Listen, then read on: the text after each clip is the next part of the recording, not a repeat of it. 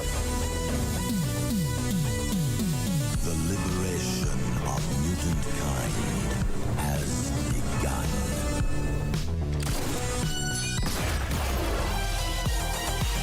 Welcome to the future. Who's this clown? Not clown, Joker. Avengers! Assemble. Nobody tampers with the equipment except Tony Stark. Good idea. United, the Avengers are strong. Hawkeye, hands off. Fool! Have you forgotten my invincible magnetic power? Not this time, Magneto. My mutant brain senses danger. Something unseen is slowly spreading its poison, edging tempers. Think carefully before you do this. You filthy criminals. 5, 4, 3, 2, 1. Here we go. I saw it. I saw it. You did it. You did that thing. I did. We're live. Welcome to the latest episode or issue of Two Fat Guys Pull List. Episode issue 121. Holy shit. Right? That's insane. But we have been doing this for like almost more than 2 years. It's pretty crazy. It's pretty crazy. But anyway, welcome everyone who is here. What up, Last? What up, Jaden? How you all doing? We got a pretty cool, I'd say small week, but fun week. We get some good books this week, and I know you got a lot to say, Nate. So we'll just get to the business, and then we will get this party started. First, let's talk about our show sponsor, and that is Collected Comics and Games here in the DFW area. That is Nate and I's LCS. This is where we get our comics. Nate and I both love Collected Comics and Games. Super fun. And you know, Ron over there does us good, man. He helps us out, pulls our comics, gives us recommendations, and you know, we feel like, you know, I mean, he sponsors the show, so we got to show him some love. So if you're ever in the DFW area, please go to Collected Comics and Games here. There's one in Fort Worth and one in Keller. Awesome stores. Ron and Brant will do you right. They also have a website called brainycomics.com. Brainycomics.com.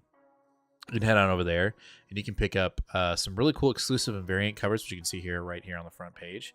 You can get bundles, bad idea books, new comics, mystery bags, back issues, graphic novels, games, toys and collectibles, and even trading cards. And yes, he's got Gundam models, he's got manga, he's got all kinds of good stuff.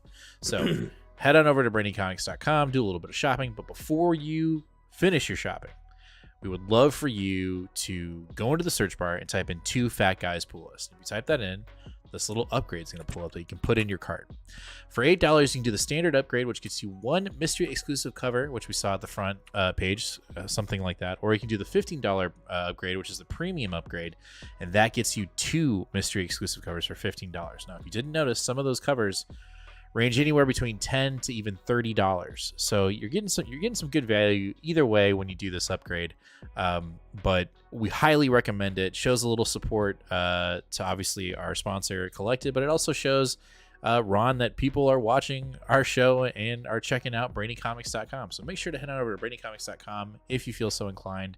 Do a little bit of shopping, put that upgrade in your cart, and tag us if you do, and let us know what mystery exclusive cover you got when your cart came in from the mail. So that's that part of the business. Let's talk about our sub goal giveaways. Right now we're on the road to 850 subscribers. We're trudging along. We're at 876, I believe, currently right now. Ooh. So we're, you know, I'm sorry, not 876, 786. Hold on, that's a lot of numbers. What, you got dyslexia or something? Right. Anyway, but we're trying to get to 850, and when we do, we're giving away this 9.8 Green Lantern #1 retail incentive of John Stewart on the cover, CBCS graded. So let's get to 850 subscribers. When we do, we will give this bad boy away, and then we will announce our next slab at 950 subscribers. And then the big boy, when we hit 1,000, we're giving away this Original Sin tie-in, Amazing Spider-Man #4, first appearance of Silk. despite what Nate is shaking his head about, we are giving this away at 1,000 subscribers. Yep, we sure are. So, her show is just around the corner. Amazon is making it. This book is only going up in value. So let's hit 1,000 subscribers today. Woo! Today. All right, let's get to chat really quick. Jaden, what's up? We said hi to Last. Patty, hey, everyone, hope all is well. Scott, first time watching live. Always catch y'all on Mondays and Tuesdays. What up, Scott? We appreciate you being here live.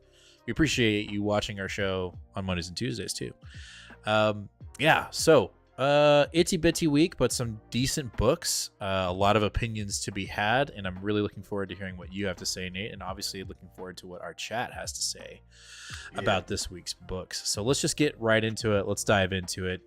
First up, we have Avengers Forever, issue number 14, part 7 of the Avengers Assemble massive Jason Aaron event. And this issue went as I won't say as well as it went as I thought it was going to. Right. All the Dooms have showed up. All the multiversal Dooms have showed up, and they're fighting the Avengers. And the Avengers are kicking ass. We're actually seeing losses, not main losses in the 616, but we're seeing losses amongst the assembled Avengers. We follow a specific Steve Rogers who's he's a nerd, and he doesn't have the super soldier serum, but he's still able to wield Mjolnir, so he's kicking ass with that, which is pretty cool. We see him die. He gets killed, and another Rogers that was following him, picks up the mantle and continues on the fight.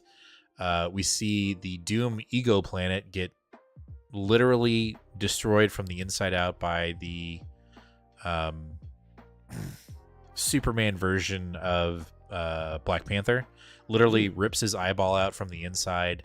Yep, and then makes him spew molten lava blood all over the planet. It's crazy. What this am issue, I doing? Yeah, exactly. This issue is crazy. But I will say it felt a little rushed. It feels like we're starting to rush towards the end, which is ironic because I have been talking about how drawn out and how slow this event has been. But now that we're getting to the good stuff, it feels like we're just flying through it. But is what it is. The reveal at the end is Mephisto isn't, it looked like he was defeated. He is not. All the Mephistos have been merged into the 616 Mephisto. Now we have a giant Mephisto getting ready to stomp on all the Avengers. So that's what's going on right now. But other than the pacing, I enjoyed the issue, and I've said it before. I'm looking forward to the series ending, but not because I want it to end, but just because I'm interested to see how Jason Aaron's going to finish this run that started in 2018. Okay, it's been going on for a minute. 5 years. Yeah, it's been crazy. So it's definitely time for it to be sunsetted, but I'm interested to see how we get there and how it sunsets and how it ends. So overall, it was fun. It doesn't. It's definitely found its footing again. That's for sure. The event has found its footing. So that's my basic review of Avengers Forever, issue number 14, part 7 of Avengers Assemble. Noise. All right, let's move on to Captain Marvel, issue number 46, Avenge of the Brood, part 4. God, there's a lot going on in this event. Right off the bat, I didn't even notice it on the cover, but then when I opened it up, holy shit, we got Pena on the artwork, who is like the best. Like, he is in that wheelhouse of Marvel House style. His style is very close to Pepe Larraz, which I absolutely adore. Yep. But this brood mystery has got me hooked, man. Yeah, this is a lot of fun, especially with the double combo with X-Men this week. I think the one thing that Thompson's run doesn't get enough credit, or doesn't get enough that she should, is a consistent artist. And while I don't think any of the art has been particularly bad, man, when you throw a guy like Pena on here that just like blows it away, you're like, this is one of Marvel's best books right now that they're putting out. Why are we not putting our best people on it like we are? Right, I agree. I don't know, for me, and it's not just Pena too, like Yen Nitro, who did the coloring. We just this whole double page is being overwhelmed by, I mean, you can literally tell just by the colors, right? Like, it's Polaris and Psylocke, boom, just in those two things. And it's like, right. I don't know. I really, really enjoyed the art in this issue. No, I agree. story wise, it definitely moved the plot. We still have a mystery of what's going on. But it assumes that the Brood are trying to consume powers, and they took over Rogue, and they also got a hold of Binary, which is pretty crazy. And we got this internal dialogue from Carol about how she feels like Binary is going to hate her now because of the position she's put her in. And I loved seeing that inner dialogue. And Psylocke was like, "Can you keep your thoughts down? Because you're literally breaking the psychic link amongst the team because you're so worried about Binary." I thought that was great. Yeah. I don't know. And then even putting Hazmat, who for me is a very minor character and one that I don't know much about, putting her in the forefront and making her just OP, and essentially setting off whole double splash page at the end. And she does that more she does like a power move. Yeah, she's like setting off a nuclear bomb essentially, radiation wise, which I thought was really cool. I don't know, man. This little Brood arc that started, we didn't know really how thick it was going to get, and it's getting thick, and I love it. This has been a lot of fun, and I'm so glad I'm still on this book. There were maybe 1 or 2 books throughout this entire series that I've read that I was like, but that's never deterred me from dropping the book. So this has been super fun for me. Yep. Love this book. All right, let's jump over to Fantastic Four, issue number 4. I'm going to let you get to your thing, but I'm just going to say my observations. Oh, yeah, I need to hear your opinions first before I... Well, my opinions are, I told you before the show, I felt like this issue was definitely... it was just an issue that definitely meant... It should have been first, right? It felt... This kind of confirms the gimmick of the first 3 issues.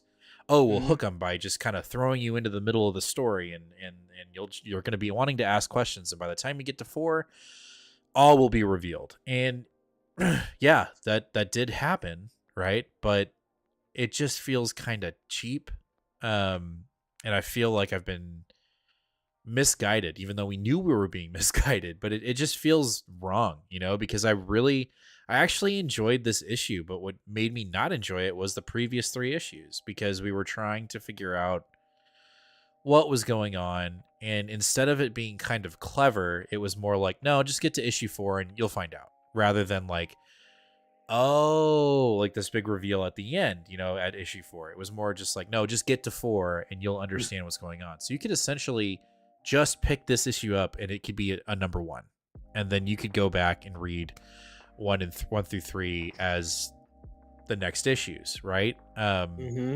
So that's my initial critique and or review of the book. I did find, and I'm sure you will have a different take on this, but I did find what Reed did to the Block and to his own kids.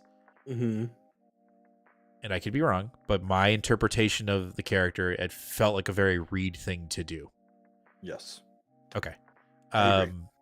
So that's why I said gut punching, because of the stakes that happened. He, in order to save the building, in order to save the Block, he had to jump it through time, essentially.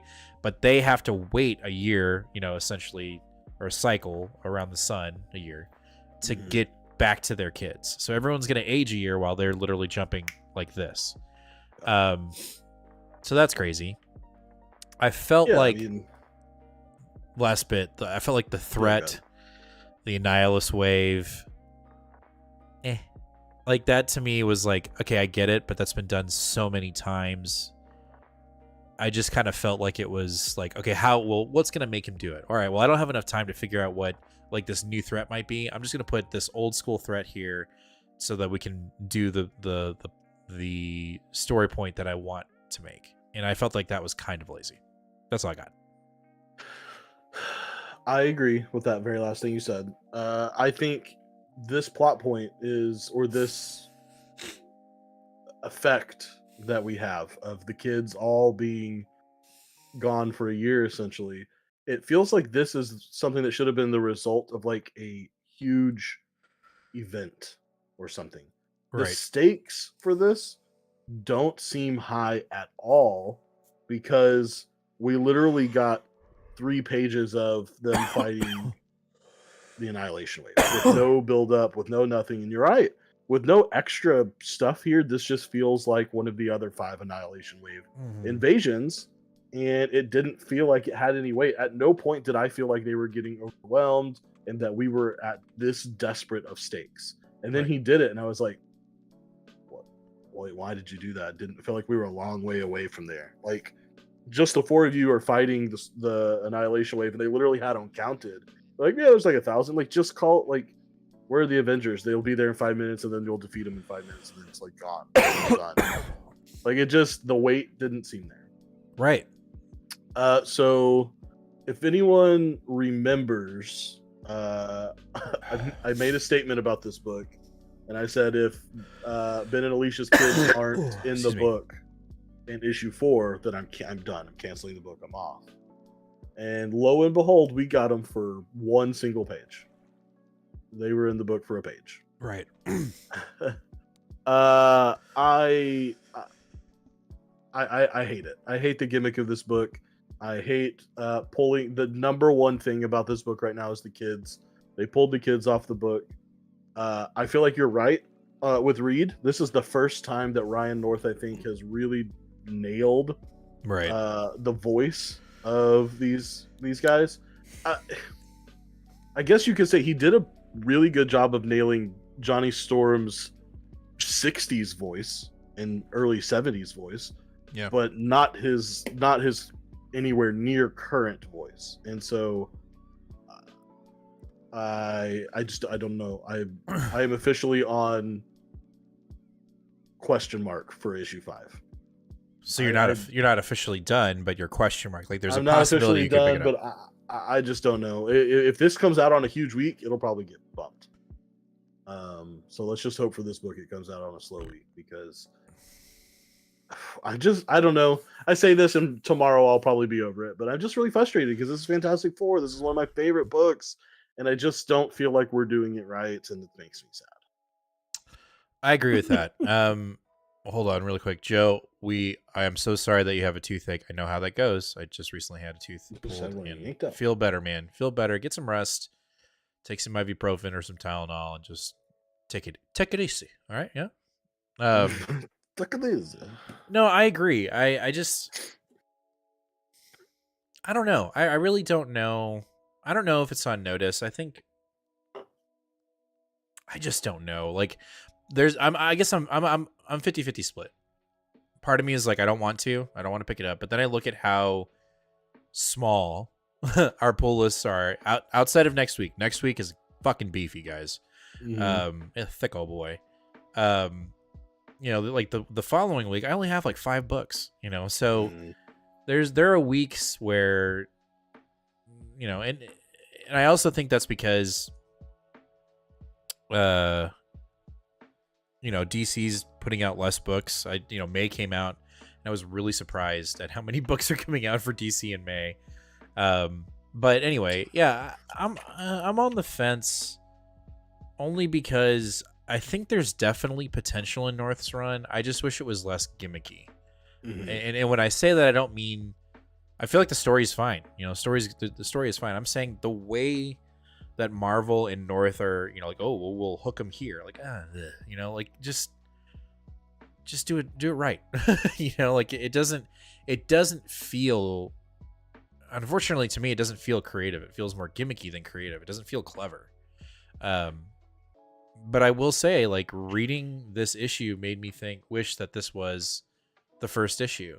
And it felt like the first issue. It felt strong, and then you could work yourself over to it. So the other thing that I'll, Rich says, I just didn't want to miss Nate trashing Iron Man. I don't think he's going to trash it. The only thing I'll say is, what the hell was going on with the Parasite? Like, that felt very out of left field for me. The what? With Parasite? The Parasite. The thing. Oh, that Ben and Alicia were trapped in? Yeah, like, that just felt idea. like it was like, oh, and by the way, and I'm like, okay. It just felt weird. But any opportunity to see Reed's eyeball go, wee, like, stretch out, I like that. I thought that was pretty cool. But other than that, I don't know. I'm 50-50 on it. I think I will order 5 and just see where we go. but I will say 5 is on notice. Like, if 5 ain't good, or if it's another one of these, like, read 3 more issues and then in the 6th you're gonna, you know, like, or the 8th, I'm gonna, you know, like, I'm out. So, Right. Math see. Again. Yeah. We'll all right. Next up, we have Hulk issue number 12. This was one? No. I think we have 2 more. Oh God. I think. Okay. Well, I actually enjoyed it. If you just kind of put Al Ewing's Immortal Hulk to the side, which is really hard to do because there were 50 fucking issues of that. If that had not existed, right? If Al Ewing's Hulk had not existed and Donny Cates and Otley had come on before that, I think this run would be 10 times more impressive. Okay. And that's because we wouldn't have dived into the inner workings of Bruce's mind and him having the split personalities within his mind and fighting those personalities. Because all this reminds me of when we're showing these different personas is Al Ewing's run and all that run accomplished, right? We dealt with his personalities. He conquered his demons. He fought the one above all. Like, he did it. Like, chapter has closed. And in this book, we have this concept of fighting your inner demons has resurfaced. And I understand that's the trope of the character, right? You're dealing with multiple personalities. That makes sense. But it just feels really soon to be going back to that well as a mechanic within the run, right? Yeah. One of the things we did is we dealt with his dad in that personality in Al Ewing's run, and he put that away. It got destroyed, right? It got consumed by the one below, which ended up being the one above all. And he's resurfaced, right? Like, it's never gone away in this book, and he ends up being the Titan Hulk that we saw, like, I don't know, issue 6, I can't remember when we saw it, is essentially that personification. It's his father, and then it transforms into the Titan Hulk, and the Titan Hulk is trying to take over the Hulk. And so Bruce, and essentially at the end of this issue, Bruce and the Hulk are meditating in that chamber that, you know, they change the levels and the threat levels keep on badgering Hulk to the point where, you know, he's able to control the speed. You know what I'm saying? Like, the spaceship concept. Yeah. And while this is going on, this planet that he's on, they want Hulk to be Hulk. They want Hulk to be, they want Hulk to stay, and they want Bruce to disappear, and they want Hulk to just be Hulk and be the ruler of their planet. So their current ruler is basically forces Hulk to get this technology that's inside of him out so that he can just be Hulk. And the whole time this is happening, Bruce is pleading with them, don't do this. The Titan is about to take over. And ta-da, at the end, he does. You know, Hulk essentially explodes and lets off a huge gamma bomb.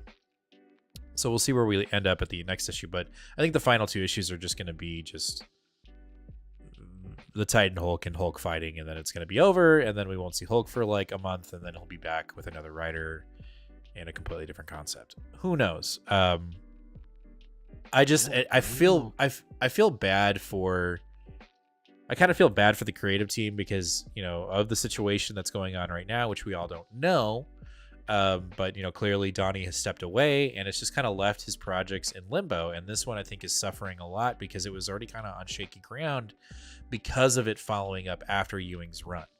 And I thought, like, it felt like it was getting original, but now we're just kind of like, we'll just go back to this trope. And it really kind of stinks. Like, I really, I mean, I'm still going to give the book support. I'm going to pick up the last issues. I'm going to read it. Because Otley's artwork is phenomenal, man.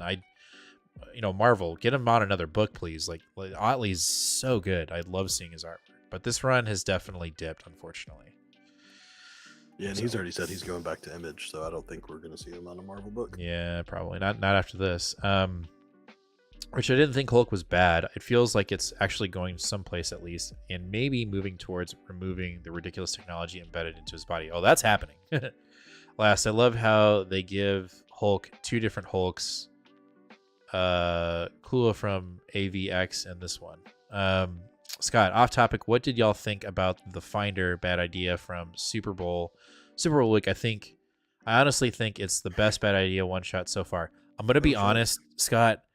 I have not read any of my bad idea books. I have a stack that I need to read really bad. I'm not ashamed to admit it, but I do feel I'm sorry. I have let you down.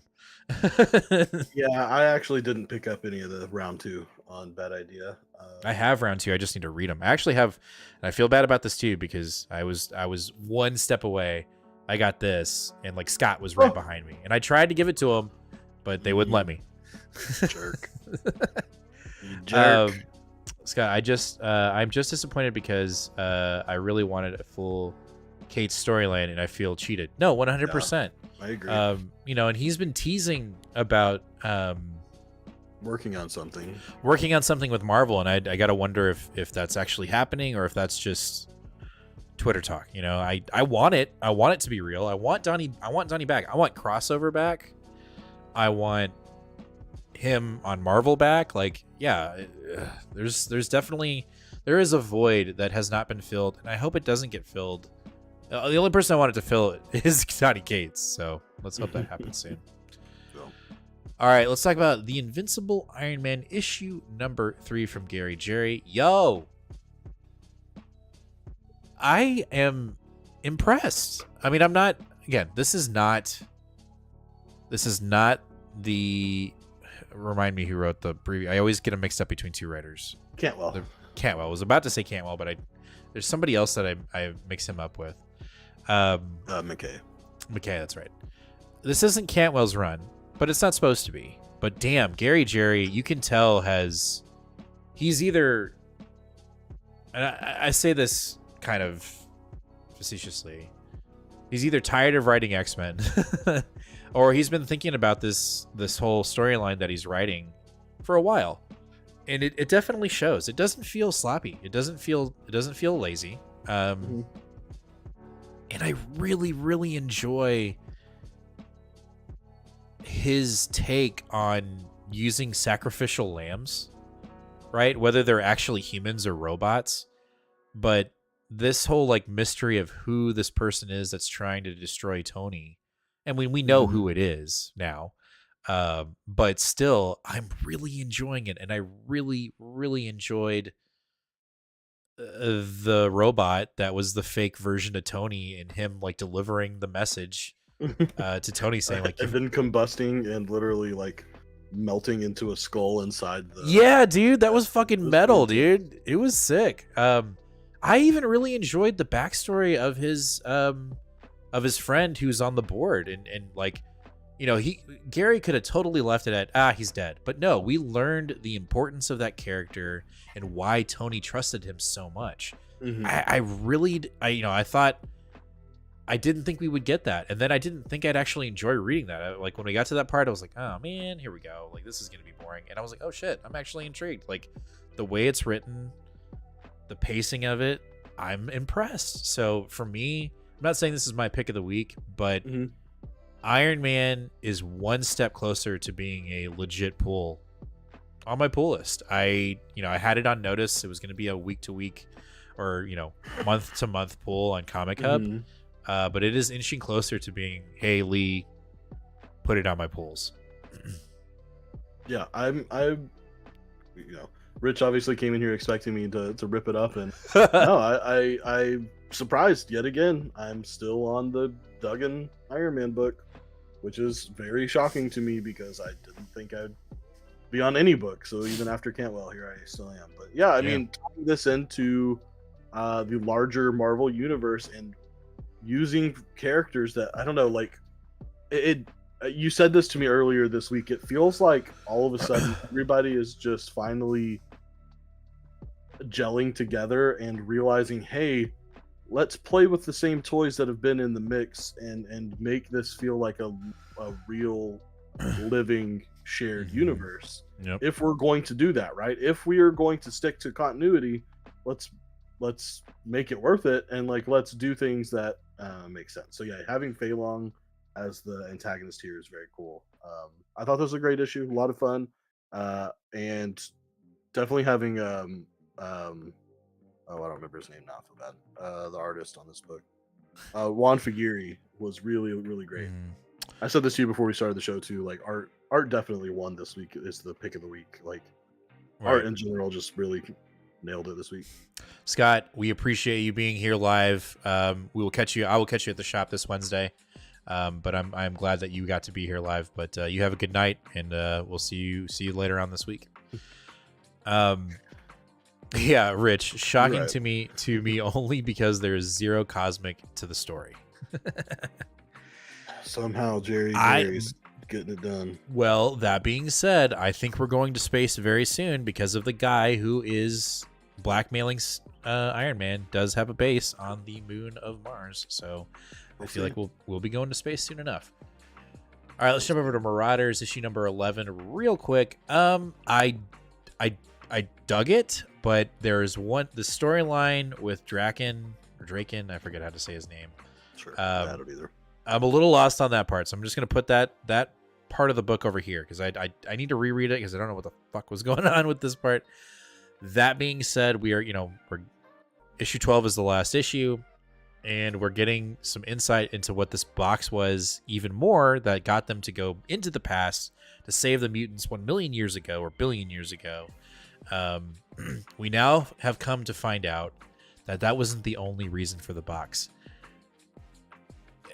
Somehow Katie is able to come to the conclusion that the box will allow Krakoa as a nation state to resurrect everyone that was lost on Genosha without the 5. Big shit. Like really big shit. We're talking massive game changer going on here in Marauders. And so at the end of this book, we're basically prepping ourselves and getting ready to essentially resurrect the entire island of Genosha, people who have not been resurrected yet, mutants that have not been resurrected yet. And they're going to do it without the 5, and they're going to do it without the council's approval. So some crazy shit going on in this book. Orlando going out with a bang. Saw on Twitter that someone asked him, I don't know exactly what they asked, but it ended up going to the point where he said something about the Inhumans being some of his favorite characters. And he goes, oh, by the way, that's a hint on my next project. So, okay, Orlando, who I am 100% loving what he's writing, with this and with Scarlet Witch, has got me super intrigued with that. Turtle, that's terrible and breaks the whole lore of the Foundation of Krakoa. Dude, the Foundation has been broken ever since. Smashed. And it doesn't. I'm not saying I'm not happy about it. It's been broken ever since Hickman left after Inferno. Like, I don't think we'll ever get whatever was originally intended for X-Men after Hickman left. I 100% believe that. I could be wrong, but I at that point it's up in the air, and so now we're just changing things here now. And like you said, Nate, the artwork, I've been a huge fan of the artwork of this book since it started. It's messy, but it's also like clean and beautiful at the same time. It's crazy. But I'm very manga-esque, with colors. I dug it. So again, the Draken storyline, though, I was totally confused with that. I don't know what the hell's going on. I know it's from the annual, the first annual that Orlando was on, but yeah, I can't really comment on that. Silly name. I don't remember his name. Yeah, I don't know. All right, let's talk about Nightcrawlers, issue number 1 from Cy Spurrier. New comic book day. I was very, very scared that I was not going to understand a fucking thing that was going on in this book. And to an extent, I kind of didn't. And that's only because I only have the what's the word I'm looking for? The infant idea of what Mother Superior is, right? Like in the sense of what she's doing. But the more I read this book, we still don't really know. You know, we get a huge revelation in this book of who she is. She is a Sinister, or she is an Essex. No, I won't say Sinister. She is the Heart Essex, which I did not see coming. I thought we had revealed everything, and the fact that we got it in this book, I think, is pretty cool. And I wasn't as lost as I thought I would be, because we only read like the first 4 or 5 issues of Legion. So I had fun with it, and it makes me hopeful that jumping 100 years and then 1,000 years, I won't be too lost. Knock on wood. But I kind of liked this Chimera crawlers, you know, being reorganized by Mother Superior and Ghost Rider. What's his name? Banshee. So that's my. I liked it. I thought it was fun. It wasn't as confusing as I thought it would be. I understood nothing from this book. Okay. I have no idea. I was just like, what is happening? I kind of understood that the like scream of vengeance is somehow Righteous knocking the Sinister out of there. I got okay. Say that again. The scream is knocking the Sinister out of them, basically. So, well, the scream. What it looks like, right? Yeah, the control is the actual diamond. Because if you looked at it, the diamonds were breaking, and then I guess they reform over time. But that's, I guess, the control. Like that's the actual physical embodiment of the control of the Nightcrawlers. Go continue, and then I want to comment on what. You're saying. I just mean like there was a lot of. It's gonna sound silly, but there are a lot of pictures and a lot of words in this book, and I essentially don't feel like I learned anything about this plot point, the event Sins of Sinister. I feel like I could have skipped this book and nothing wouldn't have mattered at all. Okay, so I think and again, I have not watched Comic Book Herald's, you know, I haven't either, dissection of this, which I need to because I value that so much. But what I took from it was it sets up the Nightcrawlers as this assassin group that Sinister has made, right? So there's that, and the idea of more chimeras, and we're actually seeing chimeras coming into fruition in this book, and this is our first real instance of that, because in Sins of Sinister we kind of had them, but not really. Like they were in the background, so we get that first initial idea. So I think that sets that up. I don't think you're wrong in saying I have no idea what happened in this book. I think the two things that were set up in this book were the chimeras, or the concept of chimeras and what he's doing, and I think we're going to get even more broader when we get into Immoral. And I think the other thing that it set up was that Mother Righteous is an Essex, right? Because we thought all the Essex clones, or whatever I don't even know if they're clones, had been revealed, right? We saw that. I don't remember what issue was it. It was an X-Men where it was when Stasis was revealed to be an Essex, and then we saw the tubes, right? We saw all the suits of the cards, and they were all empty, right? So what this book did was essentially establish that Mother Righteous is an Essex, but it does not appear, at least what I get from it, and again, this is just my interpretation of reading it, it doesn't seem like the Essexes in general that aren't the original Nathaniel Essex, they're not playing ball with Sinister, right? It's very apparent because they all have their own greedy needs.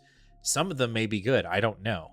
Like the old man guy, the old man Essex that's in the floating ball that we found out in X-Men Red, he just wants to exist, right? He just wants to live in this existence that Sinister has set up, but he doesn't want him to reset the timeline. So we've got we know that is a direct plot line with Raven and what's her wife's name? Destiny. Yes. They want to live there too, so that they don't die together, or they don't die and lose each other. Right. With Mother Righteous, we don't know, and I think that's definitely done on purpose, right? And so I understand why you're saying I don't understand what happened. I don't think we're supposed to. Like the only mysteries that we didn't even know wanted solved was, okay, this is how the chimeras come to be, and this is how this is really how important Mother Righteous is, right? She is an Essex clone. What's her end game? I'm sure we'll find out by the end of this Nightcrawlers thing. So, all right, sure. This was the first flub for me on Sins of Sinister. I just was like, oh man, no. Well, we both kind of anticipated that because we already kind of felt that way about Size Farrier's Legion, and I think that scratches an itch for people that, I'll say it scratches the itch for like Comic Book Herald, even though I don't think he has very favorable insights on that book either, at least not that I can remember. Yeah. Let's get to chat really quick. Back to Turtle about Krakoa. Question: if we accept this isn't Hickman's vision, how come they won't relaunch the whole X-Men Mutant series and completely void Hawksbox? I think it's coming. They don't need to because the sales are good enough that they're happy with where it's That's at. true. Gonna... Turtle says, I still don't understand Mother Righteous, even though she's the last clone. Also, this book doesn't seem as strong as the previous book. Not sure why. No. Don't get me wrong. My defense or my explanation of this book it's not a defense to say that it's a good book. It's still a very floaty, like, wait, what are we doing here? Mm-hmm. So, I'm going to still, if this was a 6 or 7 part mini, then yeah, I'd be like, you know what? I'm not doing Nightcrawlers. But the fact that we only have 2 more issues, I'm cool with it. Like, I'm going to keep going. Yeah, no, I'll definitely read them all.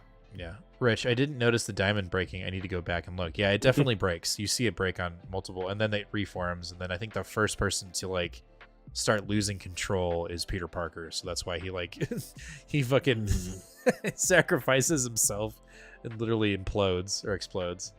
Yeah. Turtle, Rich, this boom felt weak. Reminded me why I didn't read this run. Sai is okay, writer. His 2 runs didn't really impact me much. No, they were definitely weak. I mean, he writes other things really strong, but that, yeah. I'm not going to call this a flub yet. I was less interested in Sins of Sinister, so for me, I just saw this one as setting up for what's to come. 100%. We only have 3 issues of each, so they'll all need to be good or bust. Gundam, I've been hunting down stray issues of the ongoing Wolverine series. Ah, cool. I haven't gotten into the Sins of Sinister because too confusing. It's definitely a build. Like if you were to jump right into Sins, you would be. It is for the end game. It is for the long reader for sure. It's not new user friendly at all, especially this issue. Yeah. All right, X-Men issue number 19 from Gary Jerry. Again, Brood. Hell yes. And Gary is starting to answer the questions about Brew and the Brood and what the fuck's going on. Mm-hmm. And I'm digging it. I'm here for it. I was very impressed with this issue, and I really, really liked the surgery in this issue. I thought it was really there was one line. Imaginative. Well, there was one line. Oh, it was when what's the name of Cyclops' dad? What's his actual name? Corsair. When Corsair's like, I always told you I was going to give you another Summers sibling. Brother. Yeah, that was kind of fucked. Oh, that was so fucking funny. I laughed so hard when I read that. I don't know, man. I enjoyed it. I loved this issue. This is almost my pick of the week. Like really, really, really, really, really close to my pick. But literally no one's surprised by that, right? Like right. You take X-Men and you make them cosmic where they're supposed to be.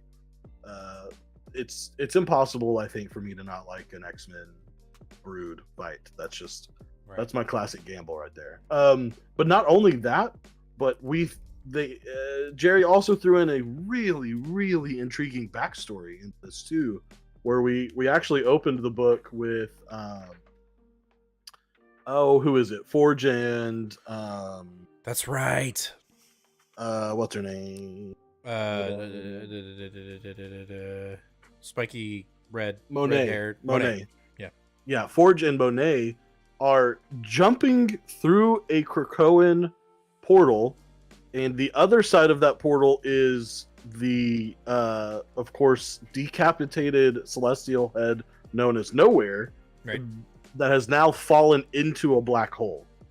And they are going to jump on the other side just to see what's there. I don't think this one was thought through very much, because it's like, how do you communicate that you need to be resurrected if you do or don't? And we find that we're probably hitting a paradox of some kind, because when they get to the other side, they see themselves. They see bodies, like they see two bodies laying there. Yeah, and it's them in the spacesuits that they just jumped through, and those bodies aren't dead. They just seem to somehow not have their consciousness, which is a little strange, but they are not dead. Somehow that story was even more intriguing than this awesome brood fight. But yeah, you're right. We see Corsair. He's like super pregnant. Like it looks like literally this thing is about to burst out of him. And what are they calling old Laura now? Isn't it just X-23? No, didn't they call? Aren't they calling her Talon or something like that? Or I didn't pay it. I didn't see that. I didn't. It doesn't matter. All the original X-23. Sure. Old sure. X3. X-23.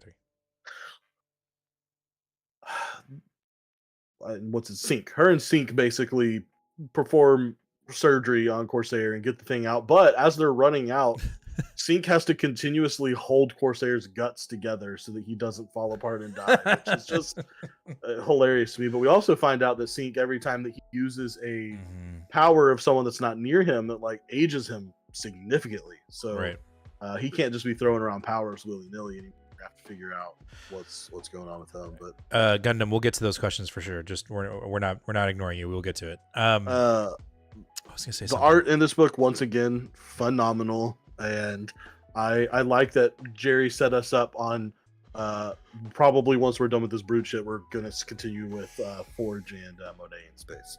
And yes, please give me. Let me ask you this: Is the brood does the way brood work? If you get bit, kind of like vampires, you're fucked. No, not exclusively. Okay. Because like she was bit, and everyone was like, "Oh fuck." Yeah, then it was just kind of like, yeah, whatever, let's go. Like, so I guess not. No, not exclusively. Okay, Gundam, you've got some questions that I would love to answer. You say any Moon Knight recommendations? It doesn't have to be ongoing. I will say that the current McKay Moon Knight run, highly recommend. Probably the best. So good, but Nate definitely could tell you some more. But I would highly recommend picking up that that current ongoing, because it's fantastic. It's so good. And then I think Nate will also tell you how he feels about Annihilation. He will answer that question for you for sure. Let's see here. Turtle, his whole run on Avengers showed how map makers are made, and we found out that AI at some point make map makers, and we see the super automation transform into one. Huh? His whole run on Avengers showed how map makers.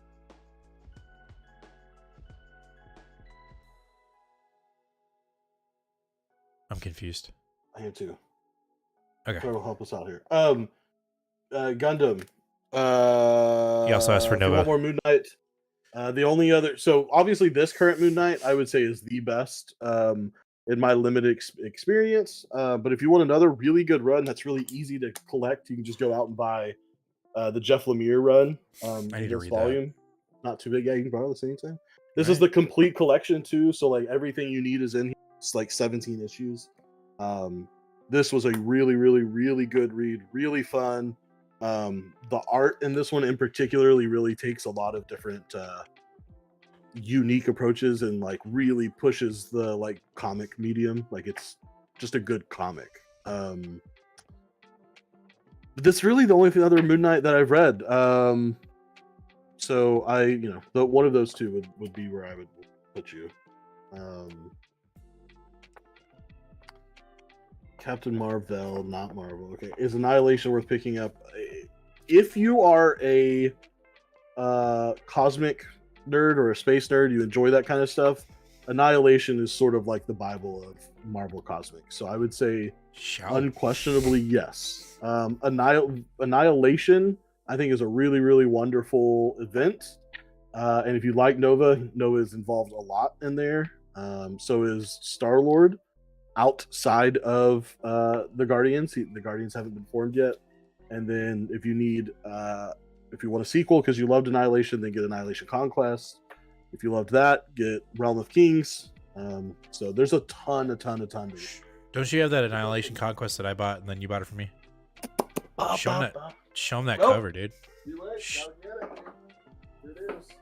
It's so sick. So, this is kind of a spoiler cover, but so yeah, this is Annihilation Conquest. Shit. This is very, very, very, very good. And if you are a fan of Guardians, this is where the Guardians form for the first time. The modern Guardians, of course, not the Guardians that started in the 60s that has Yondu and the likes, but the modern take, which is Drax, Rocket Raccoon, Groot, Mantis. I can't remember the Bug Boy's name. Nope. some Bug Boy, and then Star-Lord. So anyway, Star-Lord. And if you need Nova suggestions, you need to read the Abnett and Lanning run. It's very long. Not very long, like 40 issues though, like really good.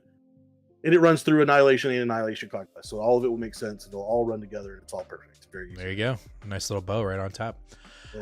So Tittle wrote a question prior to that, or a comment prior to that. So he goes, so talking about the X-Men, I'm not going to lie, wasn't excited in this issue only because you have to read Captain Marvel to keep up with what's happening. I really wish we knew Hickman's vision for the Brood only because his whole run on Avengers showed how map makers are made, and we found out that AI at some point make the map makers, and we see the super automation transformation into one. Okay, so I'm on volume 3. I'm on volume 3 of collection. So I'm not 100% there yet. Okay. That makes more sense. I do understand what you're saying now a little bit more. I'm on volume 3, which includes the Infinity event. So I will be getting caught up soon. Finally. Okay. All right. Finally. Perfect. All right, let's jump over to our Independence. We're going to kick it off with Boom's Grimm issue number 8. This is my pick of the week. Oh, he did it. This is my pick of the week because, again, art is the pick of the week this week. Fantastic art in this book, but the story continues to move forward and be awesome. And this horror aspect of this book that I felt like we were promised at the beginning, but we didn't really get much of, but I was okay with it, is rearing its head like crazy in this art. And it's this whole idea that because death is dead and it is not reestablished, people are not dying, but at the same time their guts are all over the floor and they're ripped to shreds, and they don't have a head and they're still alive and they can feel the pain. And they're just so the beginning of this book is a prison revolt, and we literally see guards that have been handcuffed to doors and their bottom half of their body is ripped off, and it's just their skeleton and guts, and they're still alive, screaming like, ah! Like, it's fucking brutal. Yeah. So brutal. We see Grimm, or what's her name? What's the name of the main character? I keep on forgetting. Jessica. We see her mom getting out of prison, reading a note from Death, and basically calling Death, a helpless romantic and kind of overreacting. But she's going to set the record straight with her daughter. She's going to go meet her daughter. She's going to be a badass. Can't wait for it. Then we have Jessica, who's with the Fates. The Fates are essentially telling her that she needs to go save the last, which is essentially Death, like the embodiment of Death. And then she has now become, because of her rightful heir to the throne, monarch style, she is the new Grim Reaper, and she doesn't want it, but she has to, and they're telling her that she has to. Well, we find out that the Fates are kind of playing a trick on her, but they need this to happen in order for order to be reestablished, and they can start cutting people's they can do their job. They can cut the strings of fate, and people can die. And yay, Yay! Overall, loving the hell out of this run. And again, art is the winner. Art in this book was great, but the writing in this was so good as well. Grimm has had one issue that has been a complete like, huh? And that's it. And that was issue 6, I believe. It was issue 6, yes. You know, that was the only one that was kind of like, what are we doing here? But man, it has come on strong after that issue. This was fantastic, and I really hope that Grimm becomes, you know, the next Netflix series, or someone picks it up, because I think it would be fantastic visually. I think we need something that's killing the children first, but yes. Well, we know that's actually coming. We know that. Like it's coming. It's only been picked up. Okay. Let's get to chat really quick before we get to your pick of the week. I also that's another man. Okay, read that. Gundam, have you noticed how DC shows the comics they base their movies on, and then the comics go up in sales? Speculator market there for you. Right there. Patty, oh damn, I saw something like that on 1000 Ways to Die at 3 a.m. on Spike. Oh boy, 2008. Rich, yes. I love Grimm, but I do think it would have been fun to read it all at once. Yeah, I think when you know the collected hardcover version comes out, I am going to be buying it faux show. But Grimm is fantastic. So you know, that just like randomly reminded me of a story that we haven't been touching on for about a year now. Sorry. Oh, I'm sorry. That we're due up for a collected hardcover edition of 7 Secrets. Oh yeah, I would love to get that hardcover now. That's been about a year. Just sit down and read that whole damn thing. Turtle, wait, did y'all see Ant-Man and the Quantum? I have not yet, but I want to. Not yet. I still need to watch Wakanda first. So, dude, it's on Disney Plus. What are you doing? I know. Wakanda forever. Got things going on, man. Got a life that I'm living. That soundtrack to that movie fucking slaps, dude. Like I also wanted to rewatch the Ant-Man movies before this one, so and I did that. Oh yeah. Okay. Yeah, you need to see that movie though. It's really good. It's good. All right. Anyway, that's my pick of the week. That's Jim's pick of the week. I also don't know if I'm going to be able to be a fully fair reviewer of Ant-Man. Wasp, because Jonathan Majors is my biggest man crush in the whole world. So I'm gonna love it no matter what. That's okay. There's nothing wrong with that. He's so great. Yeah. Rich, probably gonna see it in the morning, Turtle, since it's a holiday for me. Oh, nice. Oh, it's tomorrow. Yes. It's President's Day tomorrow. Yeah, President's Day. Good old President's Day. Well, we might have a president die on President's Day. That's sad. Oh, Jimmy Carter. Yeah. I don't know. He'd be old, but anyway, the Guardians 3 soundtrack is so far sick as fuck. Also, yeah, I'm sure it is. Can't wait for that one too. All right, hey, let's do my pick of the week. Meh. Look at the wow. Look at the Independence. I can't believe it. Hey, what a recovery for this book, though, right? Like I was almost off. I wouldn't know. I mean, you would know because you do the show with me and hear me bitching about it. Okay. Okay, so yeah, I am loving the direction we're back on in this book. So what is this, issue 12? Yeah, so at issue 11 is when we got back to the Jace storyline with the kids that he is protecting. Well, and I don't know why I didn't put this together, but when we talked about this last time, but they are in the woods of territory that is under the Butcher household, which of course is the household that Jace left to go to the same household that Aaron and what's her face, I can't remember her name, but Erica were at. So at the very end of 11, we see the kid who is kind of always causing trouble and pitching a fit get jumped by a monster. He of course lashes out and is able to cut it, and then it just like almost spontaneously combusts and dies in the middle of the air. And it's because all of the white masks of the Butcher house were there to kill it. And the girl in the middle is the one who's essentially trying to now recruit this kid to the Butcher house. We do get insights into who she is. Apparently, one thing that the White Masks of the Butcher House do is use the children to try to convert or recruit the kids to the house. Right. So we see that Jace is actually the one that gets her to join the house when they're young, and then we get flashbacks of them training together and stuff like that. Basically, this issue is setting up, like a big showdown between her and Jace. We don't 100% understand what the beef is. We don't 100% understand what's going on with Butcher House. Even whenever we were introduced to it, and something is killing the children, it was kind of left in mystery. So, did you say beef? What? Did you say beef? I didn't. Because you were saying Butcher House. Yeah, you were saying Butcher House. And So the last name is Butcher. Actually, it's based in New Orleans, so I'm wondering if it's supposed to be Boucher. Boucher. But it literally, I think it's like a double entendre, right? Like, because Butcher House, when they murder. Okay. So anyway, anyway, it doesn't matter. This book is great. We're back to the original team that did the first story with Aaron and Jace, Tate Brumball, and Uso.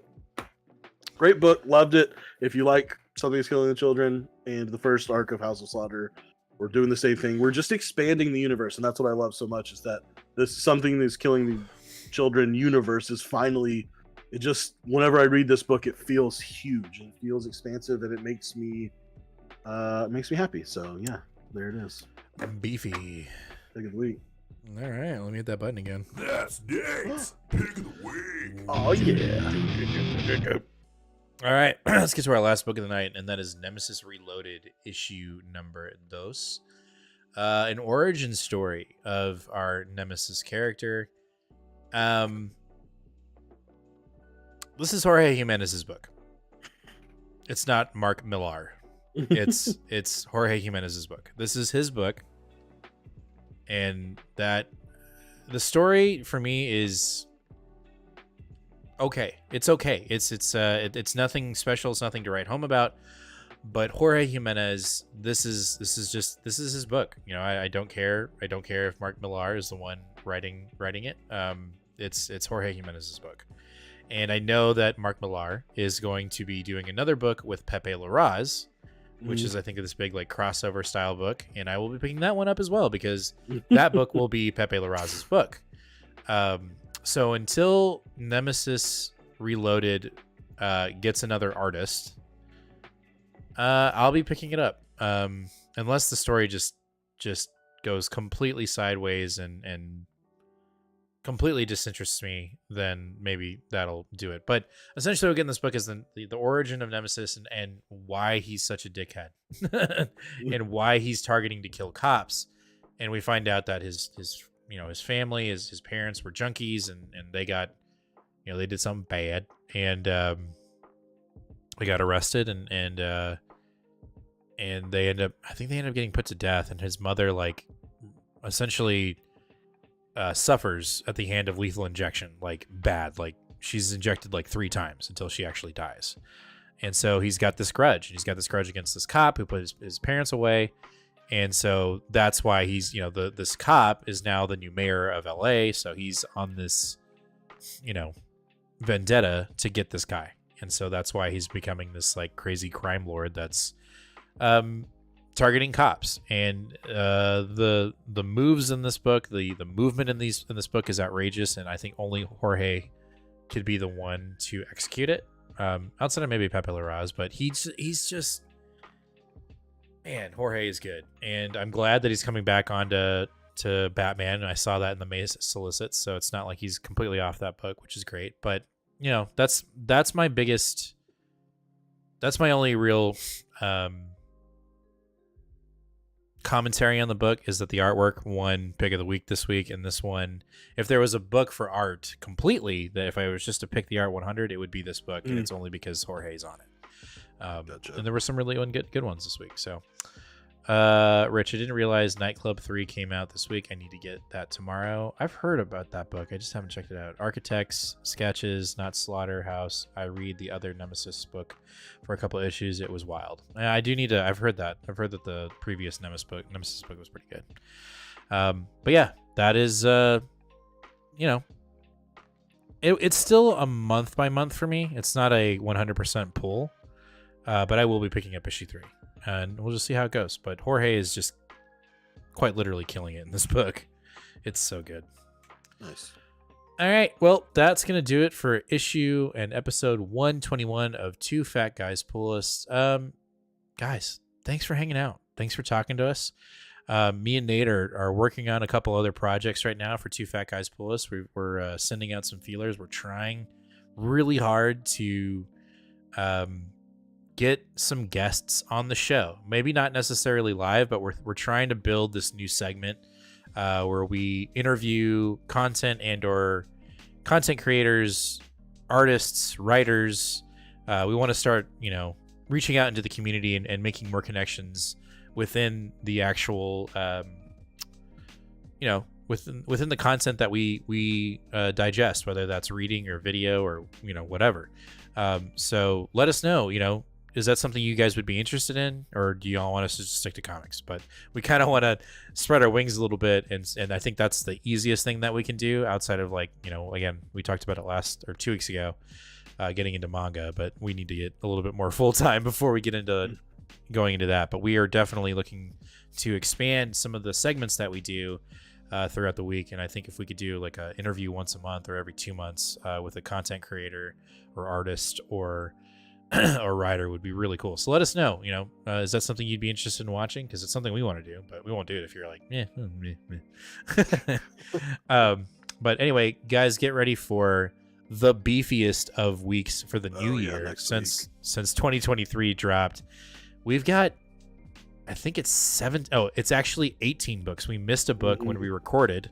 I have my first Whatnot publishing book coming out called Liquid Kill, I think it's called. Let me double check that. Interesting. It looks really fun. I believe it's called Liquid Kill. But it's my first Whatnot publishing book, and I completely forgot about it. Yeah, Liquid Kill #1 from Whatnot Publishing. So you will not see that on next week's I'm only interested if you get Peach. Jeez, yeah, that would. I don't think that would happen. That'd be nice. Anyway, so yeah, that's my first. That won't be on this coming week's new comic book day video, but I do recommend if you're looking for something new and your comic shop has it, I would check it out. Just because we've got this void that Aftershock is leaving, so I think Whatnot might be picking up a little bit of the steam there. So check that out. Turtle, try Harold. Yes, I actually have. We've sent Harold an email last year, and it was towards the end of the year, and he was definitely down. He just didn't want to do anything for the rest of the year. So I do need to. I'm going to send a follow up to him because I do want to talk to him. Yep. Great week. Great show. Hope everybody had a great week. Patty, Turtle, do you both just aware of who you interview because certain communities' efforts to blacklist others? Yeah, blacklist me. Do it. I dare ya. Peach, yep. Turtle, even if another channel wants to help out and you guys collaborate, that would be sick to getting more subs. 100%. And we're that's another thing that we need to we're striving to do better is reaching out to more of the YouTube comic book community and working with more of them and getting our names out to them, because I love building our community organically, but if we can tap into other channels and get to be friends with them and just only make this community better and bigger, that's our ultimate goal. But all right, yeah, 18 books next week, so we're going to be going fast and heavy and hard next week on Sunday. Hard because we got a ton of books next week. We have a ton of #1s next week too, so it's gonna be 4. a ton. 4. Yeah, a ton. It's a lot for 1 week. It is. Comic Pop is good as well. All right, we'll check that out. All right, guys, we're gonna go ahead and sign off. Patty, I need stickers to spam into people's cars. You know what? I'll work on that. That is a project for me before the first quarter of the year ends. I will try to get us 2 Fat Guys Full of stickers. Also, let me know in the comments and chat and/or in the comments on this video if you're watching this as a past episode. Have y'all been digging the AI anime versions of me and Nate that I've been creating? Because I've been having a fucking blast with that. And I have a ton of outtake versions. I kind of want to make a short, YouTube short showing all of the ones that I've created that haven't passed muster to put on on the thumbnail. But let me know if you guys have been digging that, because I've been having so much fun building those out. But anyway, let's sign off. We'll see you guys Tuesday at 4:30 Central Standard Time for New Comic Book Day, and then here again live 8 o'clock Central Standard Time. And as always, if any comic book news breaks that we feel that is warranted to make a video, keep an eye out for that, because we will do it. So catch you guys on the flip side. So what flip side? That's not my catchphrase. What was that? That was like a Paul Rudd thing. Catch you on the flip side, my brother. As always, fam, be kind to one another and read more comics. We'll catch you guys in the next one. Later. Rich, you're correct. Make it more content equals more views. 100%. Multiverse montage of different designs. Yeah, we'll do it. I think it's gonna be fun. It's A. He's Canadian, remember? I know, I forget. A. Hello there, A. A multiverse montage of different designs. Is that better? That. What? Don't what? mock him. Jesus. I'm not mocking. That's not mocking. Am I mocking you, Patty? I'm not mocking you. Get out. Get out. He's Canadian. He can't say anything mean. He's just gonna be nice. Take us out of here now. He's gonna apologize for me. Oh my god. I love you, Patty.